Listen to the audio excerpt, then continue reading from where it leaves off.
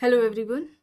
आज की इस क्लास में सामाजिक समूह यानी कि सोशल ग्रुप से रिलेटेड इंपॉर्टेंट क्वेश्चंस कराए जाएंगे एंड ये क्लास आपकी समाजशास्त्र से संबंधित सभी परीक्षाओं के लिए इंपॉर्टेंट रहने वाली है। आप सभी इस वीडियो को ज़्यादा से ज़्यादा लोगों के साथ शेयर जरूर कर दीजिए।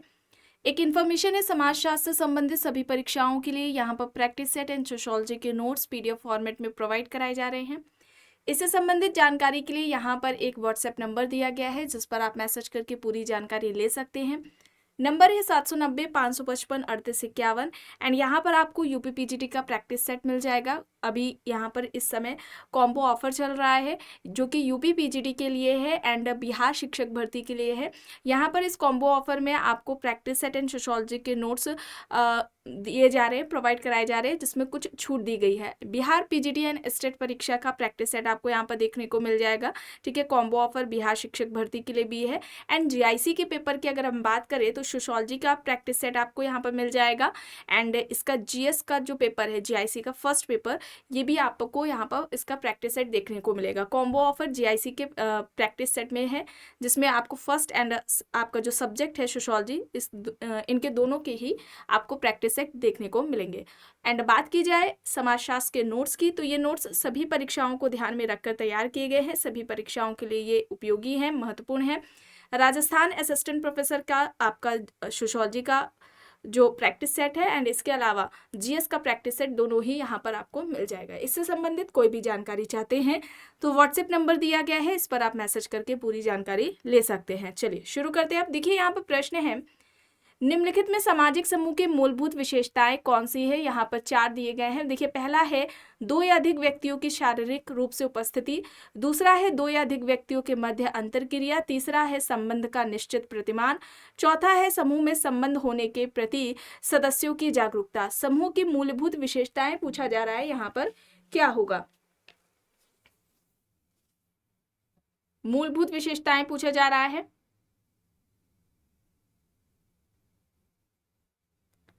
अगर हम सामाजिक समूह से तात्पर्य की बात करें तो व्यक्तियों का संकलन, ठीक है, व्यक्तियों का संकलन और उनके बीच में पारस्परिक संबंध का होना जरूरी है। ठीक है, और ये जो पारस्परिक संबंध है ये एक निश्चित संगठन का निर्माण करते हैं। तो ऐसे व्यक्तियों का संकलन जिनके बीच में पारस्परिक संबंध है और एक उनका निश्चित संगठन है, तो इसे हम क्या कहेंगे? सामाजिक समूह कहेंगे। एंड अगर हम इसके सामाजिक समूह के लक्षण या अगर हम कहें इसके तत्वों की बात करें तो इसमें क्या होता है? 2 या 2 से अधिक व्यक्तियों का होना जरूरी है।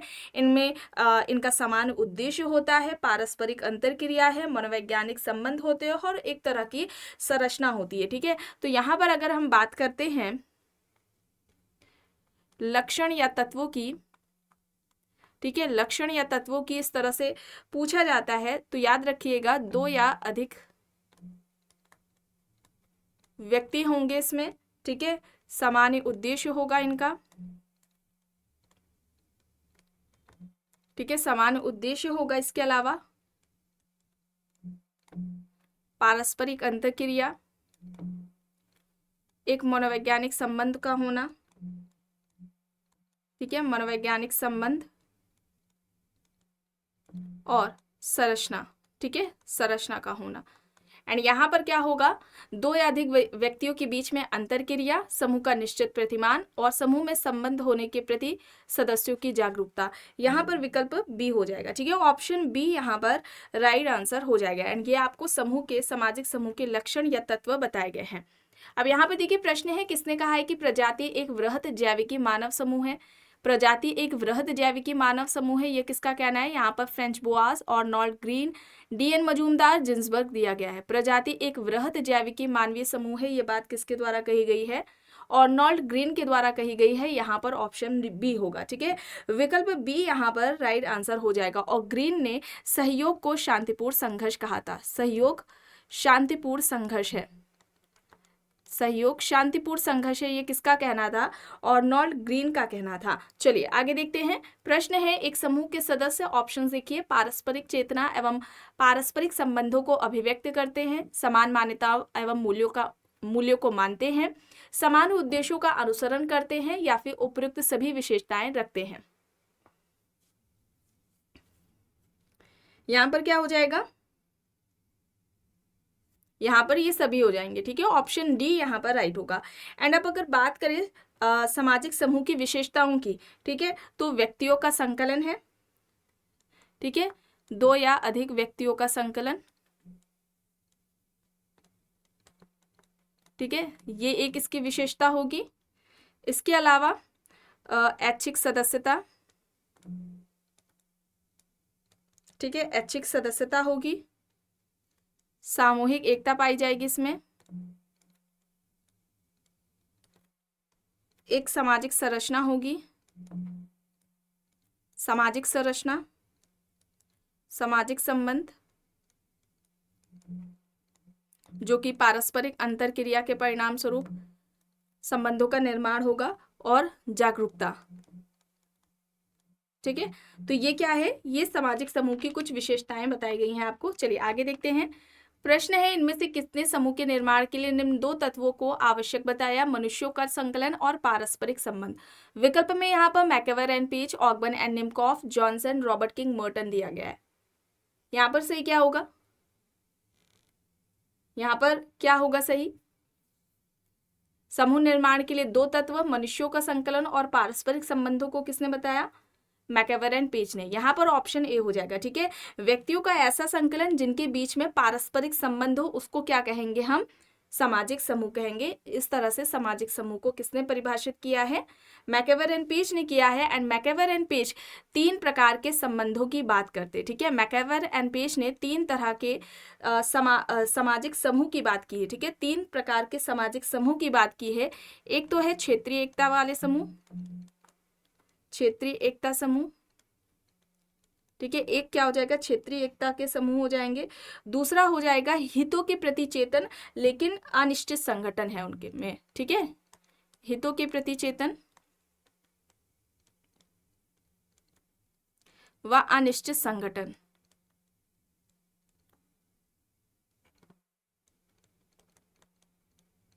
ठीक है, अनिश्चित संगठन है। और तीसरा है हितों के प्रति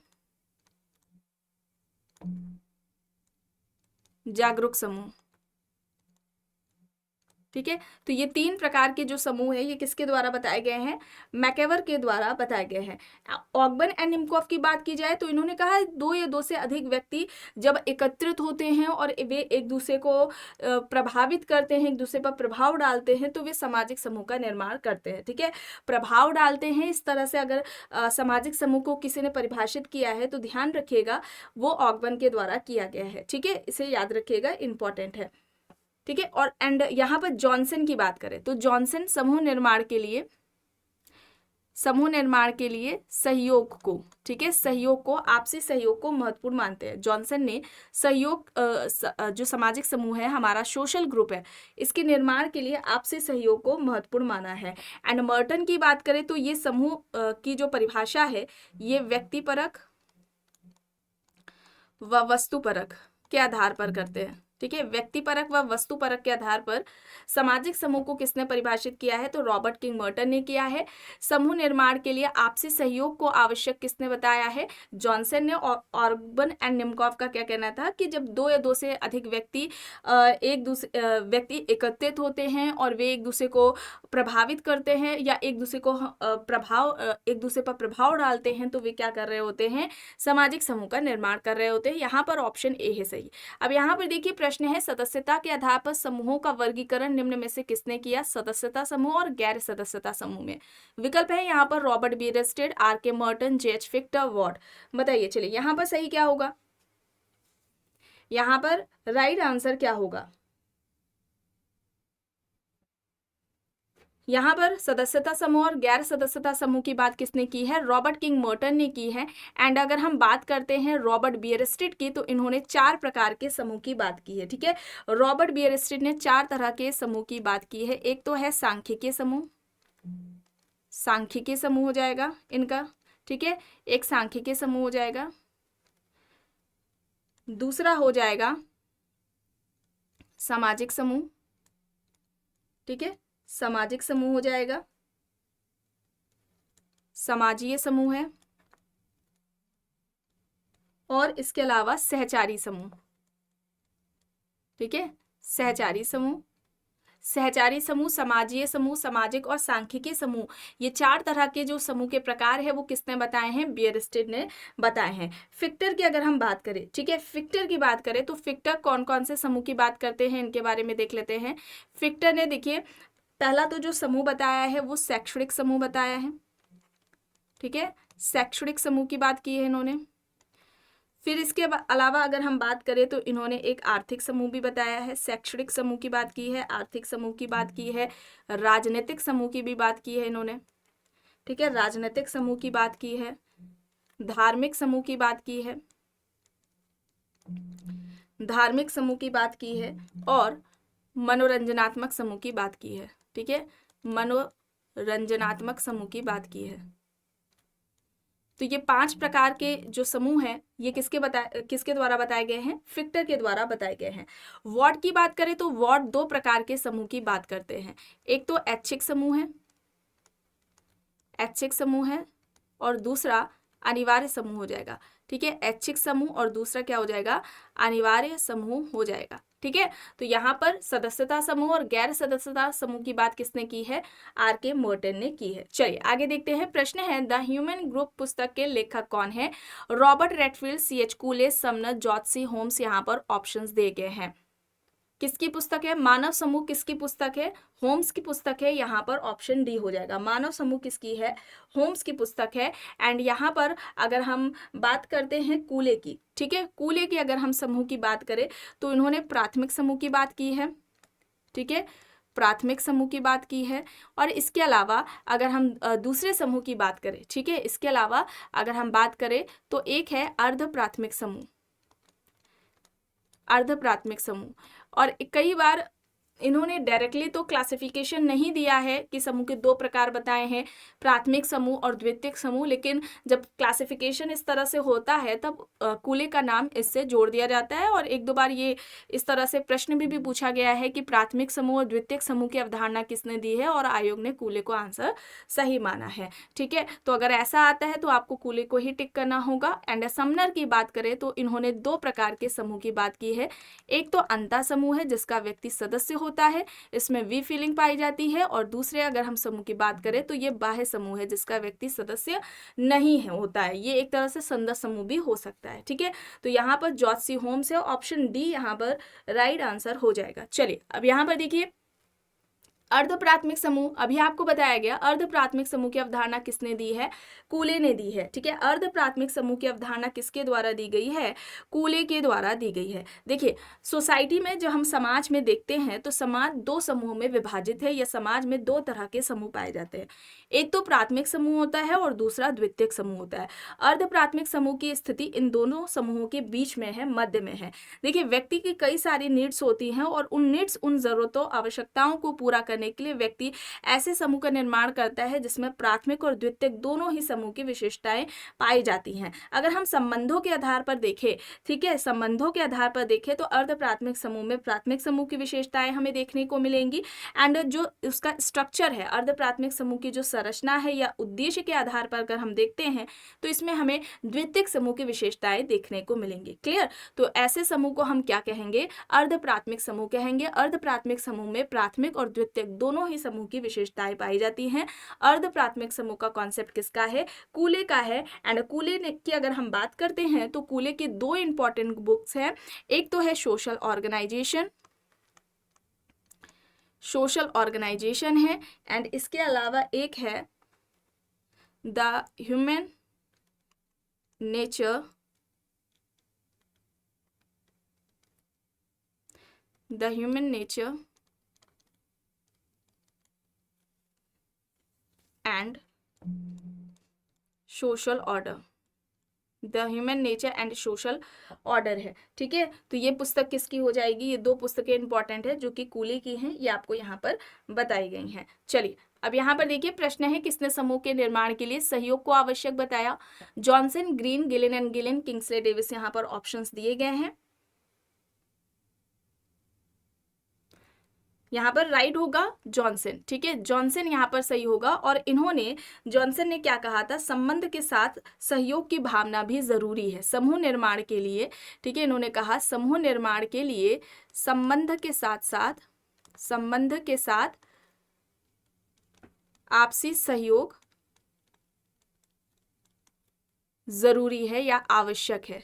ठीक है, आपसी सहयोग, संबंध के साथ साथ सहयोग की भावना या आपसी सहयोग होना जरूरी है, ये किसका कहना है? जॉनसन का कहना है। ठीक है, इन्होंने ये भी कहा था जॉनसन ने कि समूह के लिए संबंध का होना जरूरी है, पर सभी तरह के जो संबंध होते हैं वे समूह का निर्माण नहीं करते हैं, तो इसे याद रखिएगा। और अगर हम जब गिलिन की बात करते हैं तो गिलिन ने समूह को अंतरक्रिया के माध्यम से परिभाषित किया है, या अंतरक्रिया के माध्यम से ये वर्णित करते हैं।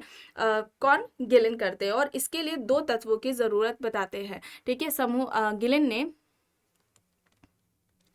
समूह का वर्णन या समूह को समझाने का जो प्रयास है वो अंतरक्रिया के माध्यम से किया है। ठीक है, अंतरक्रिया के आधार से,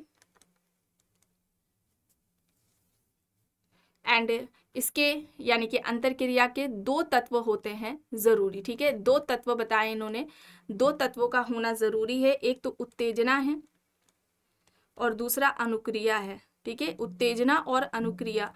समूह का वर्णन या समझाने, समूह का जो समझाने का उन्होंने जो प्रयास किया है गिलिन ने, वो अंतरक्रिया के आधार पर क्रिया है।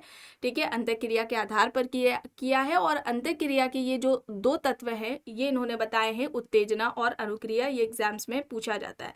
ठीक है, तो इसे याद रखिएगा। डेविस की बात करें तो ये द्वितीयक समूह की बात करते हैं, और इन्होंने कहा द्वितीयक समूह वे हैं जो प्राथमिक समूह के विपरीत है। ठीक है, इस तरह से पूछा जाए तो ये किंग्सले डेविस ने द्वितीयक समूह को परिभाषित किया।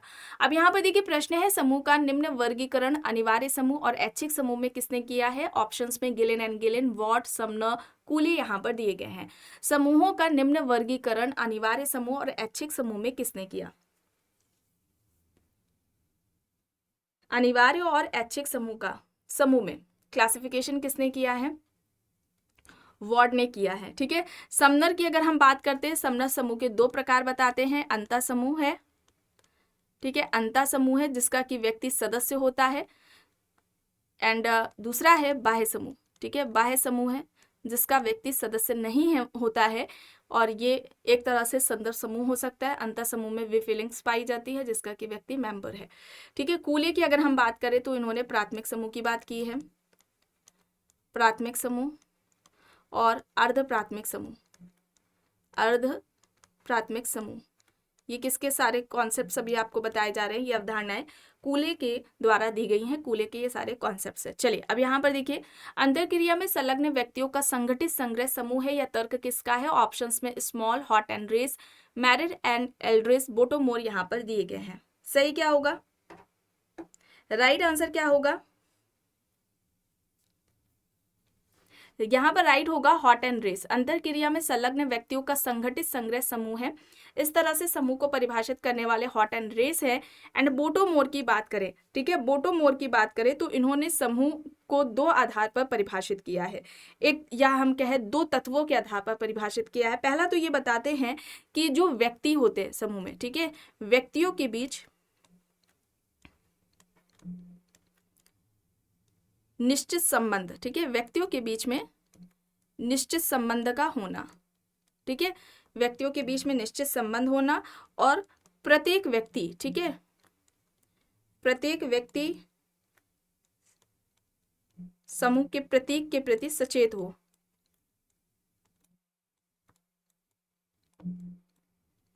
एक तो तत्व है व्यक्तियों के बीच में निश्चित संबंध का होना, और दूसरा प्रत्येक व्यक्ति समूह के प्रतीक के प्रति सचेत हो। इन दो तत्वों के आधार पर समूह का वर्णन या समूह को किसने परिभाषित किया है? बोटोमोर ने किया है।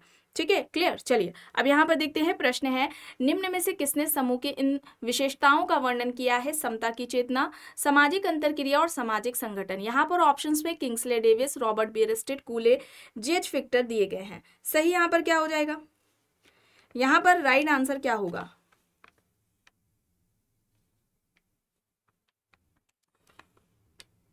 यहाँ पर राइट आंसर क्या होगा? रॉबर्ट बियरस्टेड होगा। ठीक है, रॉबर्ट बियरस्टेड होगा। एंड कभी कभी इस तरह से भी प्रश्न पूछ लिया जाता है कि रॉबर्ट बियरस्टेड ने समता की चेतना, सामाजिक अंतरक्रिया और सामाजिक संगठन के आधार पर, इन तीन तत्वों के आधार पर कितने प्रकार के समूह की बात की है? तो 4 प्रकार के समूह की बात की है। एंड अभी आपको यहाँ पर इस क्लास में बताया भी गया है। एक तो है सांख्यिकीय समूह, ठीक है, एक क्या है, सांख्यिकीय समूह है। दूसरा यहाँ पर हो जाएगा समाजीय समूह, सहचारी समूह हो जाएगा, सहचारी समूह और सामाजिक समूह। ये एग्जाम्स में पूछा जाता है, इसे याद रखिएगा। किसने चार तरह के इस तरह के समूह की बात की है? रॉबर्ट बियरस्टेड ने बात की है। ठीक है, और फिक्टर के बारे में बात करें तो आपको बताया ही गया है कि फिक्टर ने शैक्षणिक समूह की बात की है। ठीक है, शैक्षणिक समूह की बात की है। इसके अलावा इन्होंने धार्मिक समूह की बात की है, धार्मिक समूह है, राजनीतिक समूह है। ठीक है, राजनीतिक समूह है, आर्थिक समूह की भी बात की इन्होंने, और मनोरंजनात्मक समूह। ठीक है, मनोरंजनात्मक समूह। तो ये 5 तरह के जो समूह के प्रकार हैं, ये किसके द्वारा बताए गए हैं? ये 5 तरह के जो समूह के प्रकार हैं, ये किसके द्वारा बताए गए हैं?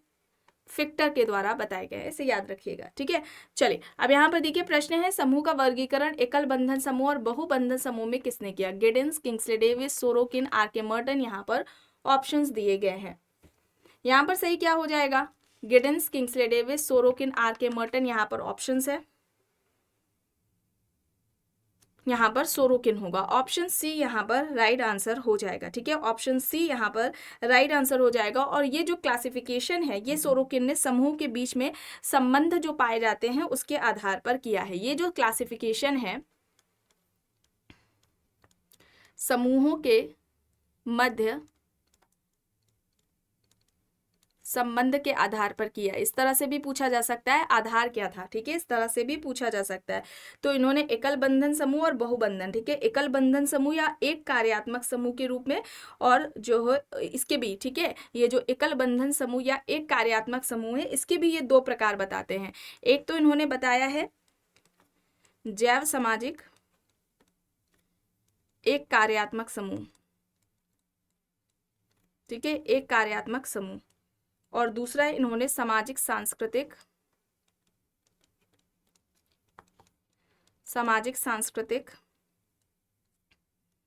एक कार्यात्मक समूह की बात की है। ठीक है, ये याद रखिएगा। और ये किंग्सले डेविस के द्वारा सोरोकिन के द्वारा बताया गया है। मर्टन की बात करें तो इन्होंने सदस्यता के आधार पर बताए हैं। ठीक है, सदस्यता के आधार पर समूह के 2 प्रकार बताए हैं। एक तो सदस्यता समूह है और दूसरा गैर सदस्यता समूह है। सदस्यता और गैर सदस्यता समूह की बात किसने की है? मर्टन ने की है। ठीक है, चलिए अब यहाँ पर देखते हैं। प्रश्न है, सोशल ऑर्गेनाइजेशन पुस्तक किसकी है? Elliott and Merrill, Kingsley Davis, C.H. Cooley, Louis Wirth. यहाँ पर ऑप्शंस है। सोशल ऑर्गेनाइजेशन कब आती है? 1909 में आती है और ये पुस्तक है C.H. कूले की। ऑप्शन सी यहाँ पर राइट आंसर हो जाएगा।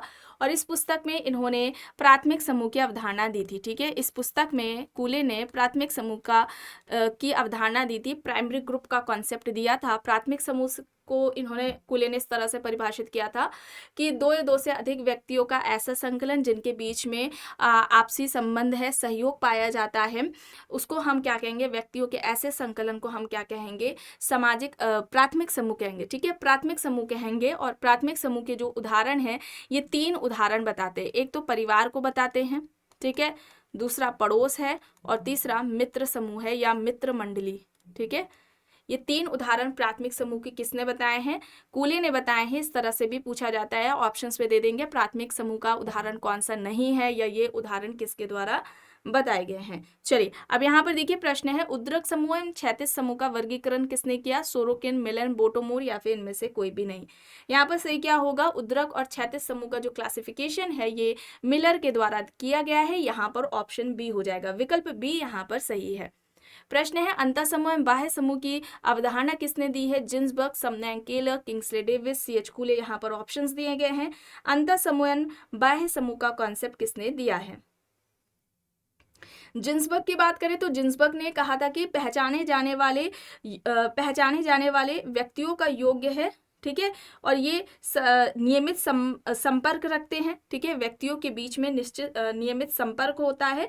ऐसे व्यक्तियों के संग्रह को ही हम समूह कहेंगे, ठीक है। व्यक्तियों का जो इन्होंने संकलन किया है उसमें वे क्या होते हैं, एक दूसरे को पहचानते हैं, ठीक है, उनकी जान पहचान है, वे जागरूक हैं। व्यक्तियों के ऐसे समूह जिनमें जागरूकता है और वे नियमित संपर्क, उनके बीच में नियमित संपर्क पाया जाता है। तो कुछ अगर इस तरह से परिभाषा आती है तो ध्यान रखिएगा, जिन्सबर्ग ने परिभाषा दी है। और यहाँ पर अंतः समूह एंड बाह्य समूह, इन ग्रुप एंड आउट ग्रुप का जो कॉन्सेप्ट है ये समनर एंड केलर के द्वारा दिया गया है। एंड ये जो क्लासिफिकेशन इन्होंने किया है ये याद रखिएगा समूह की प्रकृति के आधार पर किया है, ठीक है। समूह की प्रकृति के आधार पर इन्होंने समूह के ये दो प्रकार बताए हैं, अंतः समूह एंड बाह्य समूह। और अंतः समूह की एकता का आधार इन्होंने अंतः समूह की एकता का जो आधार है वो नृजाति केंद्रिता की भावना को बताया है। याद रखिएगा, पूछा जा सकता है अंतः समूह की एकता का आधार क्या है, तो नृजाति केंद्रिता की भावना, नृजाति केंद्रिता का कॉन्सेप्ट इन्होंने दिया है समनर ने, आपने देखा होगा कई बार क्लास में बताया गया है। तो ये है, ठीक है। चलिए आगे देख लेते हैं। प्रश्न है, किसने कहा है कि किसी भी व्यक्ति संग्रह को हम समूह तभी कहेंगे जबकि उसमें हम की भावना हो और उनमें परस्पर अंतरक्रिया हो। ऑप्शंस में जॉनसन, रॉबर्टसन, गिटलर या फिर इनमें से कोई भी नहीं। यहाँ पर सही क्या होगा, व्यक्तियों के किसी भी संग्रह को हम समूह तभी कहेंगे जब उनमें हम की भावना हो और पारस्परिक अंतरक्रिया हो। बताइए।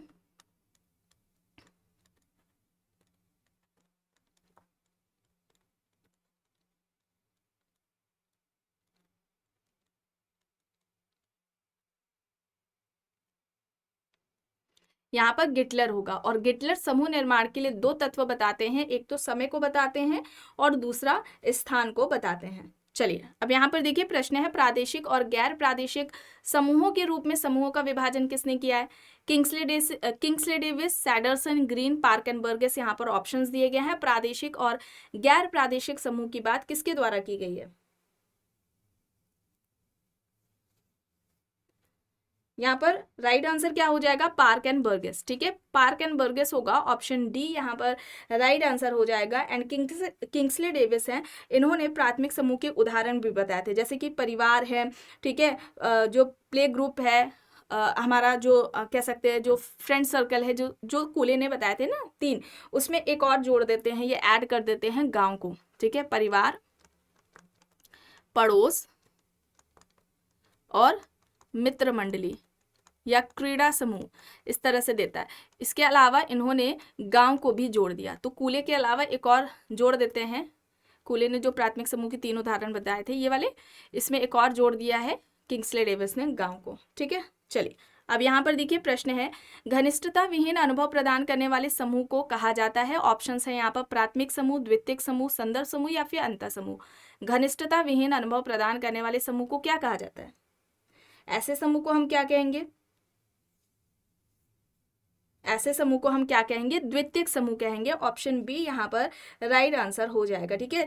जो व्यक्ति होते हैं वे अपने नीड्स को पूरा करने के लिए ऐसे समूह का क्या करते हैं, द्वितीयक समूह का गठन करते हैं। और इसमें क्या होता है, औपचारिक संबंध देखने को मिलते हैं, ठीक है, औपचारिक संबंध देखने को मिलते हैं, अस्थायी प्रकृति होती है, अस्थायी प्रकृति होती है, ऐच्छिक सदस्यता होती है।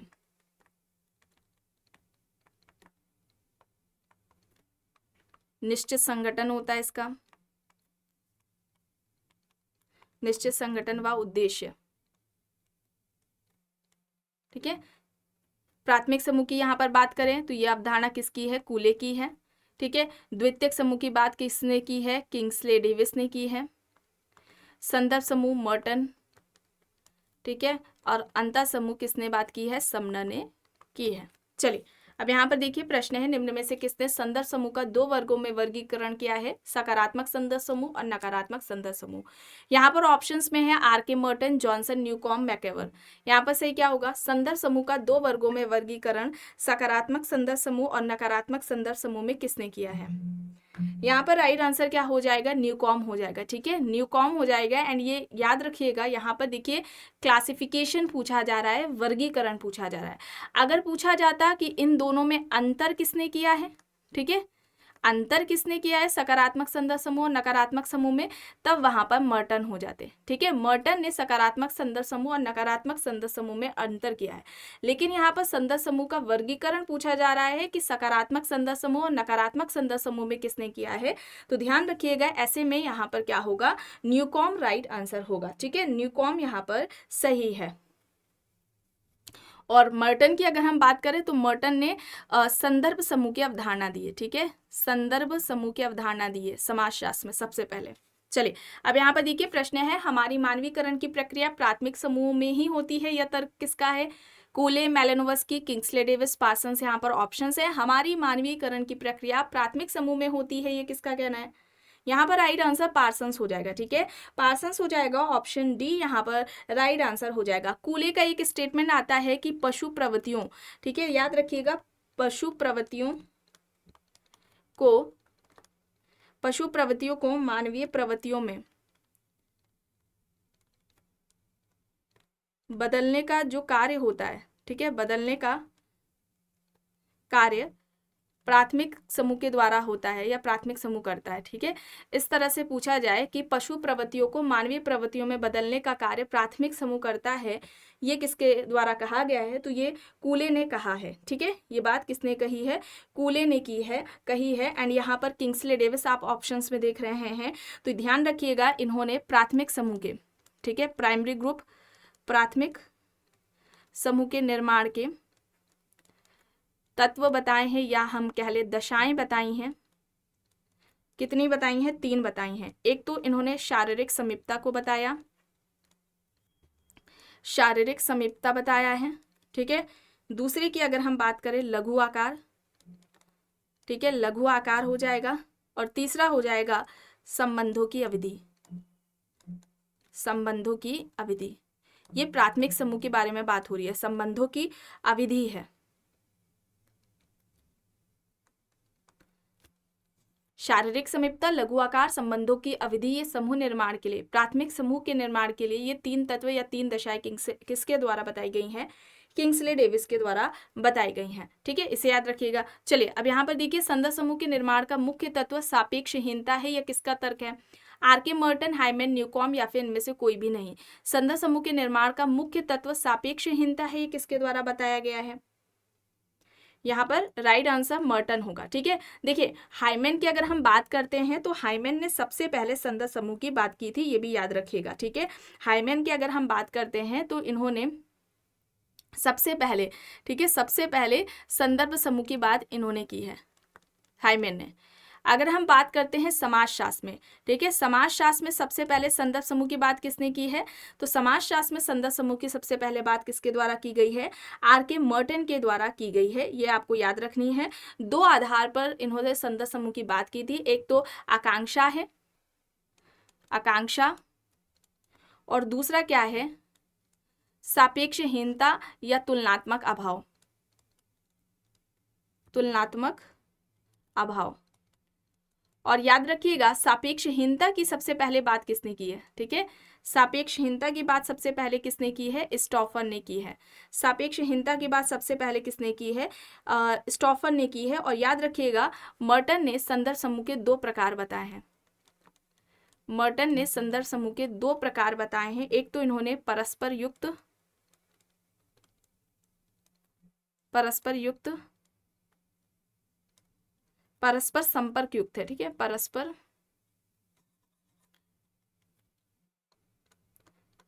परस्पर संपर्क युक्त संदर्भ समूह,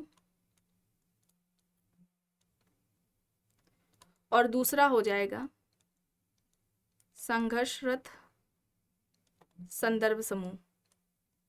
ये 2 प्रकार किसने बताए हैं संदर्भ समूह के, मर्टन ने बताए हैं। चलिए आगे देखते हैं। प्रश्न है, निम्न में से किसने समूह को 4 वर्गों में विभक्त किया है, सांख्यिकीय समूह, समाजीय समूह, सामाजिक समूह और सहचारी समूह। ये अभी इसी क्लास में बताया गया है, रॉबर्ट बियरस्टेट ने। ऑप्शन सी यहाँ पर राइट हो जाएगा। और इन्होंने समूह के 3 विशेषताएं बताई थी, या याद रखिएगा आधार, इस तरह से भी पूछा जाता है, ठीक है। एक तो इन्होंने समता की चेतना, समता की चेतना, दूसरा इन्होंने सामाजिक अंतरक्रिया, सामाजिक अंतरक्रिया को बताया, सामाजिक अंतरक्रिया है। और तीसरा सामाजिक संगठन है। ठीक है, तीसरा क्या हो जाएगा, सामाजिक संगठन हो जाएगा।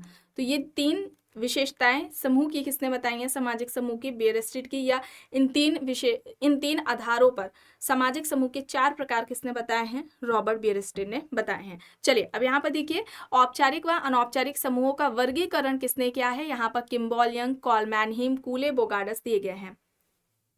औपचारिक व अनौपचारिक समूहों का वर्गीकरण किसने किया है, यहाँ पर बोगार्डस हो जाएगा, ऑप्शन डी यहाँ पर राइट होगा। इनका सामाजिक दूरी का पैमाना है, सामाजिक दूरी पैमाना इनके द्वारा दिया गया है। ठीक है, एंड यहाँ पर किम्बॉल यंग की बात करें तो इन्होंने, आपको याद आ रहा होगा, सोशल कंट्रोल में बताया गया था, सकारात्मक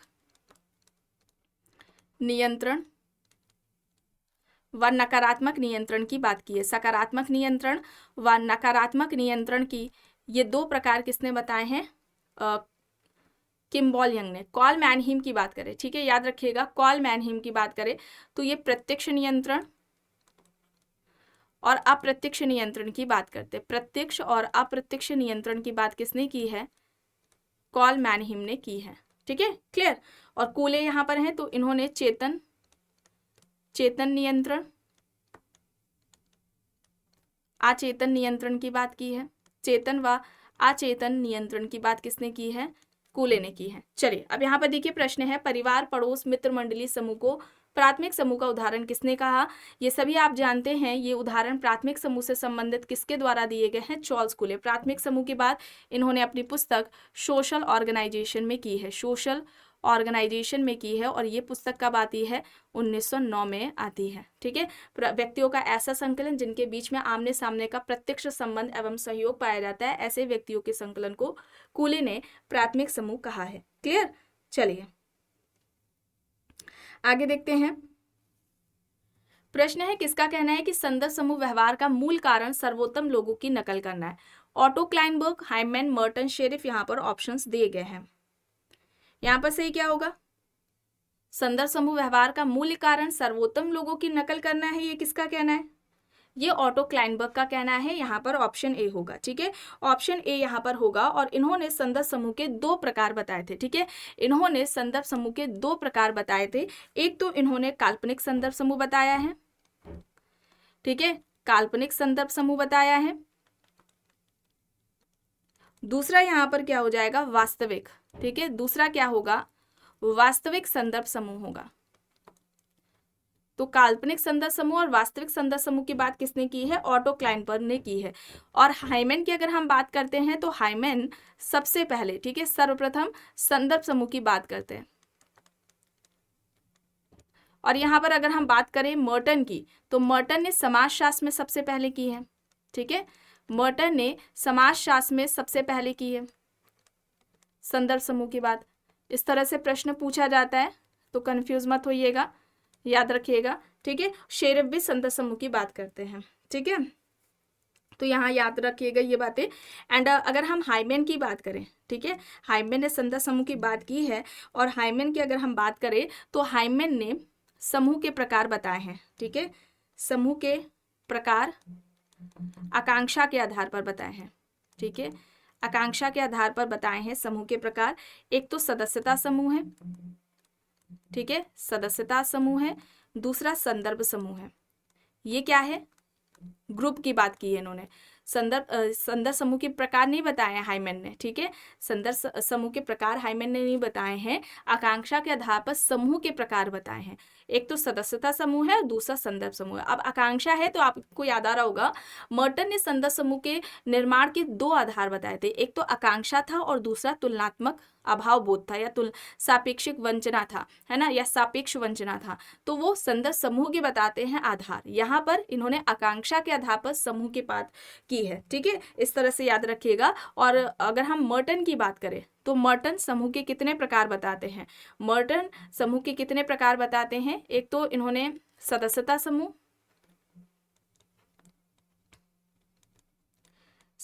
समूह, और दूसरा गैर सदस्यता समूह बताया है, सदस्यता और दूसरा गैर सदस्यता समूह बताया है। ये दो तरह के समूह की बात किसने की है? मर्टन ने की है। चलिए अब यहाँ पर देखिए प्रश्न है, सर्वप्रथम संदर्भ समूह का वर्णन अपनी पुस्तक द साइकोलॉजी ऑफ स्टेटस में किसने किया? हर्शल, शुट्स, हाइमन, मर्टन यहाँ पर दिए गए हैं ऑप्शंस।